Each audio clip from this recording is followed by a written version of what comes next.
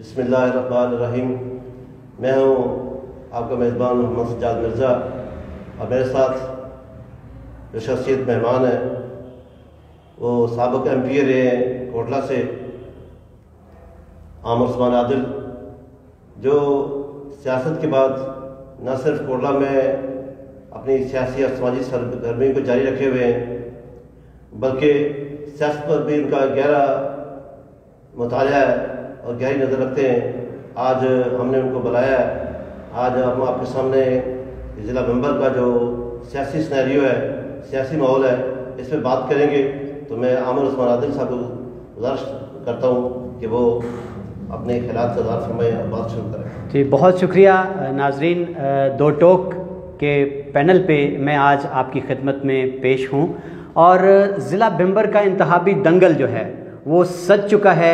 Countdown start हो चुका है, कुछ दिन बाकी हैं। इक़्तिदार का खुमा किसके सर पे बैठेगा ये फ़ैसला होने वाला है।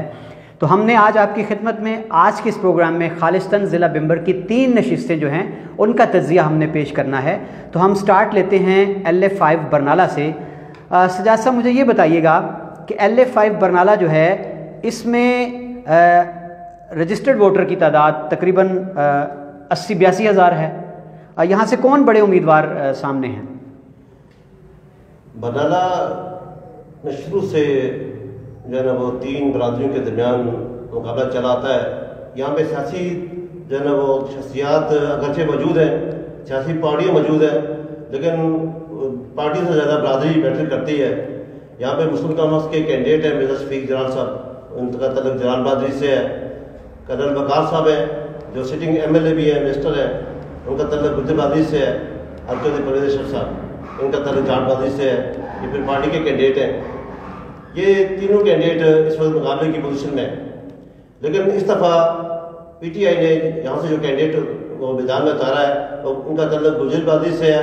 कर्नल वकार के करीबी रिश्तेदार हैं और चौधरी अनवार नूर साबिक़ मिनिस्टर कर्नल इनाम साहब के साहबजादे हैं।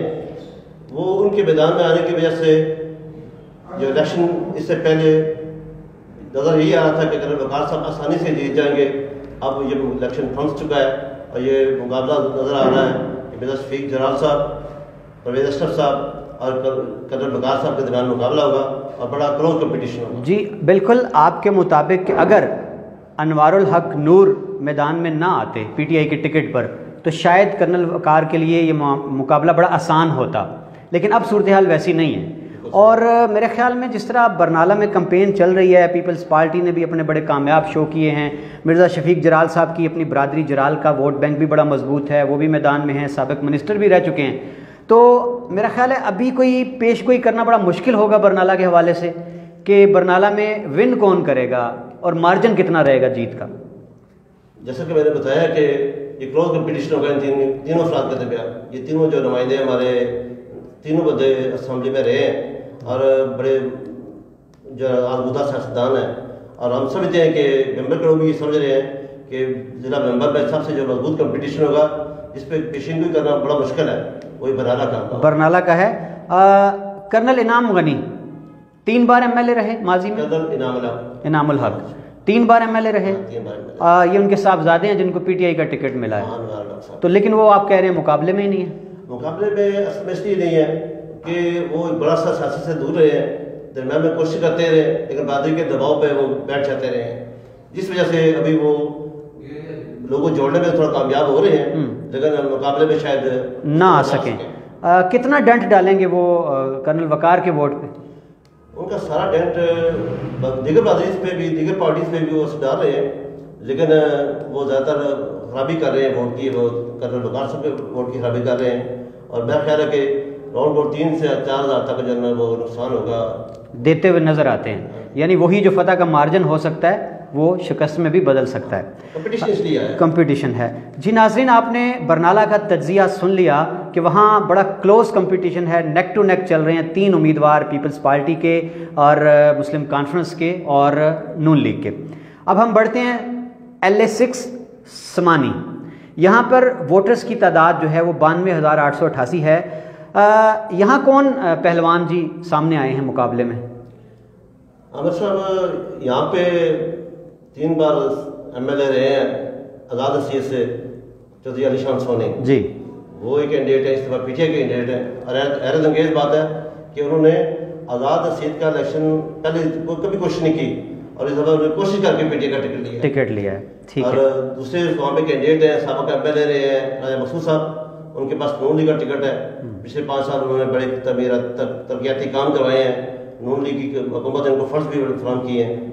और तीसरे नंबर पे आज़ाद उम्मीदवार हैं चौधरी रज़ाक साहब जी, ये भी बड़े मजबूत कैंडिडेट हैं।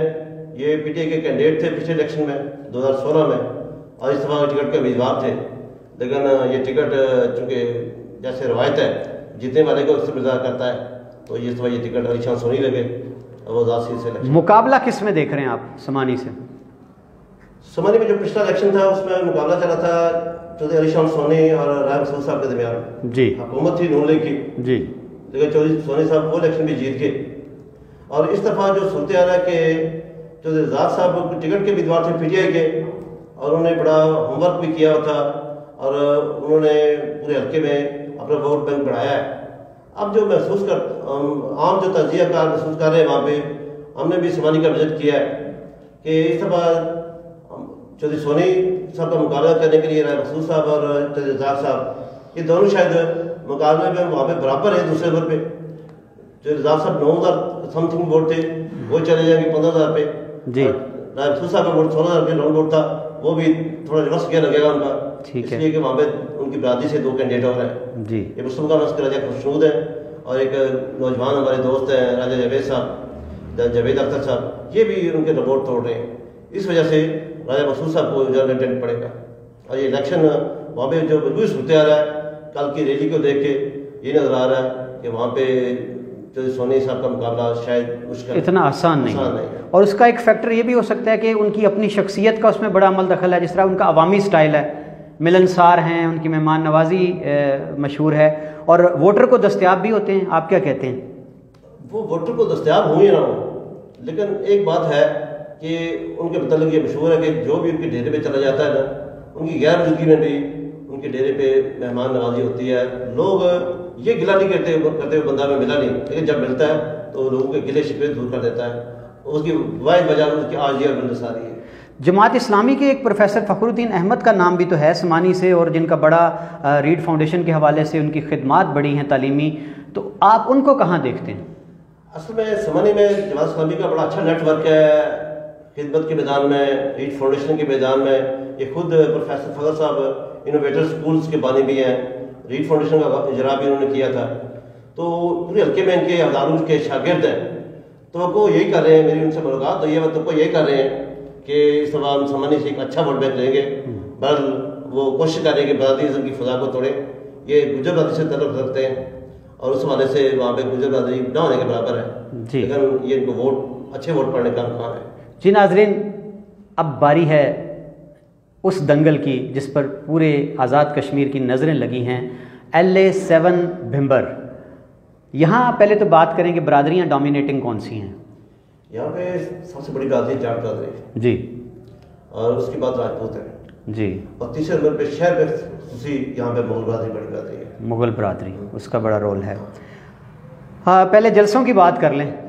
16 को नून लीग की मरकज़ी कायद मोहतरमा मरीम नवाज़ अपना जलसा करके गईं। कल कप्तान आए हुए थे, तो दोनों जलसों को अददी एतबार से तो पहले ये बताएं कि आप क्या मवाजना करते हैं? आप अमर साहब अददी एतबार से तो बाद में बताता हूँ, बात करता हूँ। बड़ा मुश्किल है ये सवाल और आम लोग इस सवाल का जवाब भी भूल कर जाते हैं जी, लेकिन मैं समझता हूँ कि जो तारिक फारूक साहब जिस तरह उनको उनके पुराने लोगों ने एक के बाद एक छोड़ा और एहसास ये बन रहा था कि ये शायद वो हौसला हार जाए, लेकिन इस जलसा के हवाले से उन्होंने बड़ी कामयाब हिकमत अमली अपनाई और PTI के जलसे से थोड़ी आज़ादी होने के बावजूद उन्होंने PTI को क्रेडिट नहीं लेने दिया कि हमने बहुत बड़ा जलसा कर लिया है। ठीक हो गया। यानी आप कहते हैं कि उन्होंने अपने मजे हुए सियासी लीडर होने का सबूत दिया है और जो पूरी हरारकी होती है उसको इस्तेमाल करके एक कामयाब जलसे का तासुर दिया। और मरियम भी खुश थी काफ़ी, अपने मोबाइल फ़ोन से वो खुद कवरेज करती नज़र आई जलसे की। अच्छा जी, जलसों की बात भी हो गई, अब ज़रा आ जाएं इस इलेक्शन में तारिक फारूक जो माजी में कितनी बार MLA रह चुके हैं? तारिक साहब पहली दफ़ा 1996 में MLA बने जी, और उस वक्त वो कैंडिडेट थे मुस्लिम कॉन्फ्रेंस के, राजा जुल्फ़िकार साहब के इत्तेहादी थे। ठीक है। 2001 में उन्होंने आज़ाद से इलेक्शन लड़ा, मुस्लिम कॉन्फ्रेंस के कैंडिडेट थे राजा जुल्फ़िकार साहब, उनके मुखालिफ इलेक्शन लड़ा, और 2006 में वो PML बनी यहाँ पे, उसके कैंडिडेट थे अनवार हक, उनसे उन्होंने पहले शिकस्त खाई पहली दफ़ा, और उस वक्त भी ये कैंडिडेट थे मुस्लिम कॉन्फ्रेंस के। ठीक हो। फिर ये 11 में चले गए मुस्लिम कॉन्फ्रेंस में, 11 का इलेक्शन भी जीता इन्होंने, 16 का इलेक्शन भी नून लीग के प्लेटफॉर्म से जीता।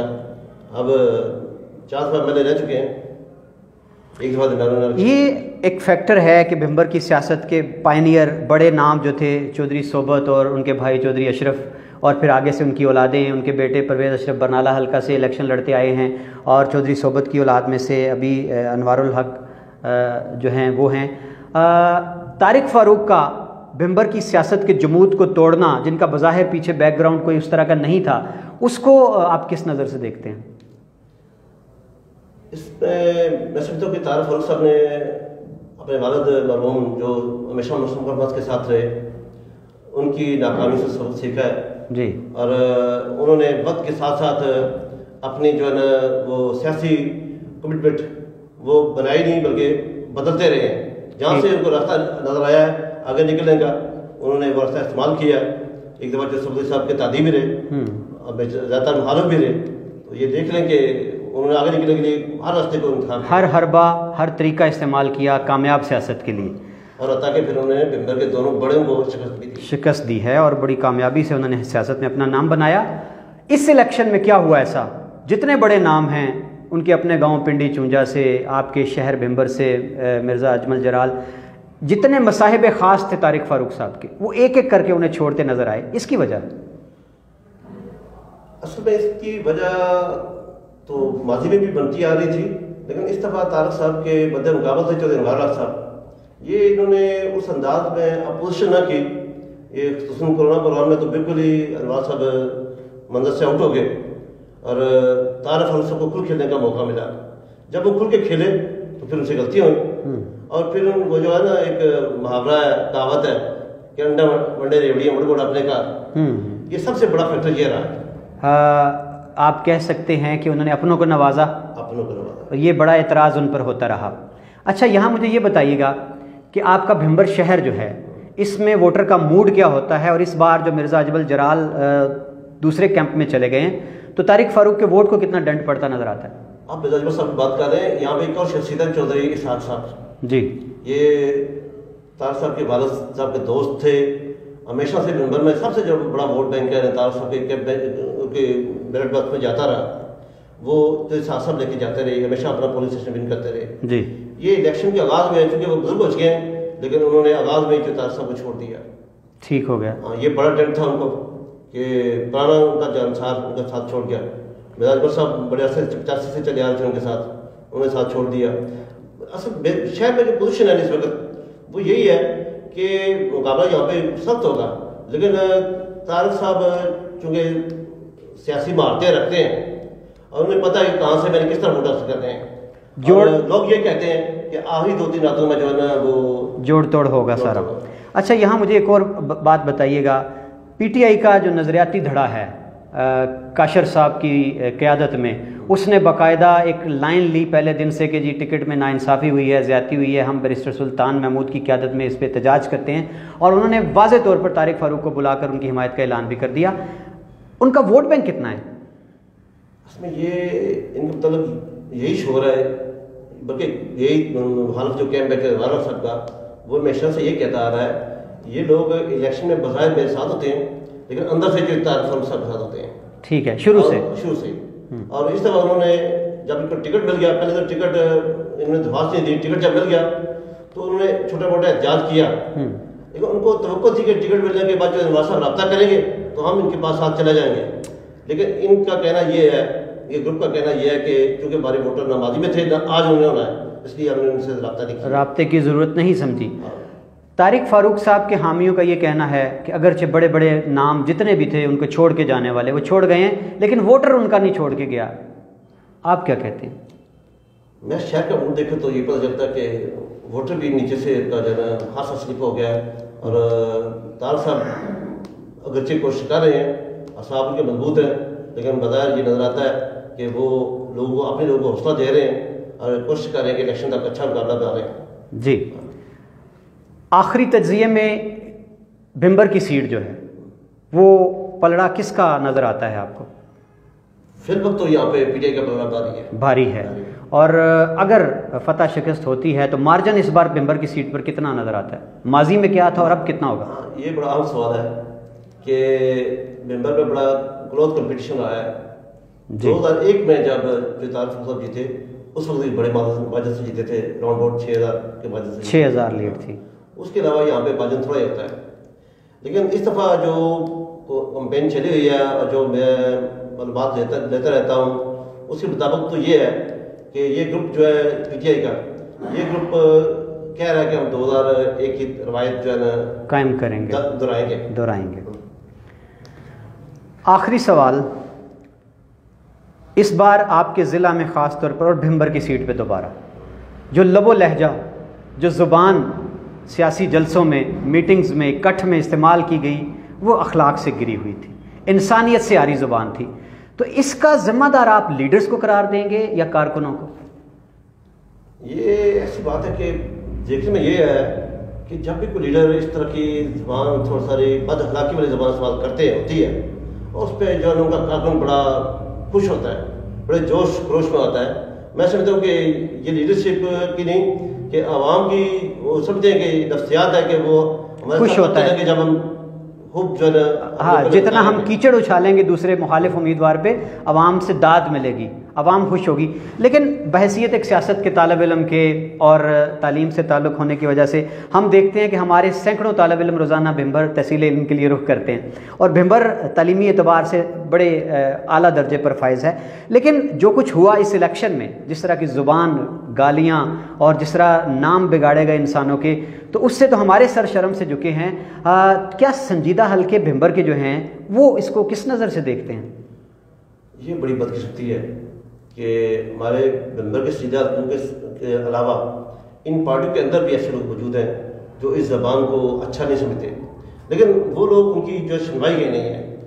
यहाँ पे यूथ जो है ना दोनों ग्रुप्स में वो इस तरह जो है ना वो आज के पढ़े लिखे लोगों पे हावी है कि बस यूथ की बात, यूथ की ज़ुबान ये सब चलता है। यानी आप कहते हैं कि नौजवानों के सामने बड़ों की अब चलती नज़र नहीं आती। जी नाजरीन, दो टोक बातें और दो टोक तज्जिया आने वाले इलेक्शन का जो 25 जुलाई को होने जा रहा है। आखिर में मैं समअप करते हुए दोबारा आपको मुख्तसरन दोहराता चलूँ, बरनाला की सीट जो है वहाँ से मुकाबला 3 उम्मीदवारों में है, नून लीग के उम्मीदवार, पीपल्स पार्टी के उम्मीदवार और मुस्लिम कॉन्फ्रेंस के उम्मीदवार। नून लीग के उम्मीदवार को एज ये जाता है कि वो बड़े मजबूत हैं, जमे हुए हैं, उन्होंने तरक्याती काम बड़े करवाए हैं। क्लेम वो करते हैं, अगरचे आज भी तहसील बरनाला के लोग अपनी महरूमियों का रोना रोते हैं कि इलाज मुआवजे की सहूलियात के लिए उन्हें भिंबर आना पड़ता है या उनको खारियाँ गुजरात जाना पड़ता है। खैर, समानी से तज्जिए के मुताबिक अलीशान सोनी की बर्तरी फ़िलहाल नज़र आ रही है, वो बाकी उम्मीदवारों से आगे हैं। आखिरी दिन क्या होता है, क्योंकि आखिरी रात ही जोड़ तोड़ की होती है और पलट जाते हैं। भिंबर शहर से नेक टू नेक मुकाबला है, कांटेदार मुकाबला है और अभी तक जितने हालात वाक़यात हैं, सियासी तज्जिए हैं, वो पीटीआई को आगे करार देते हैं, नून लीग पीछे है। फतह का मार्जिन बड़ा क्लोज़ होगा। जुड़े रहिए हमारे साथ दो टोक तज्जिए के लिए। और आखिरी पैगाम सियासी कारकुनों के नाम कि आप जिन उम्मीदवारों के लिए गाली गलोच करते हैं, फेसबुक पर लड़ाइयाँ बढ़कर लड़ाई झगड़ों तक पहुँचती हैं, कभी आप इनने अपने उम्मीदवारों को देखें ना ज़ाती ज़िंदगी में, जब ये एक दूसरे के सामने आते हैं तो घुटनों को हाथ लगाते हैं, राम राम करते हैं, सलाम करते हैं। और मैंने इनको पार्लियामेंट में की लाबियों में भी देखा हुआ है, ये एक दूसरे के गले मिलते हैं, एक दूसरे को ये दस्ते शफ़क़त से बोसे भी देते नज़र आते हैं। लेकिन कारकुन जो है वो आपस में सर फटोल होते रहते हैं। तो एक बात का ख्याल रखिए, कभी भी अपने सियासी कायदीन के लिए आपस में ज़ाती दोस्तियों को रंजिशों में न बदलें, शाइस्तगी का दामन हाथ से जाने न दें। बहुत शुक्रिया।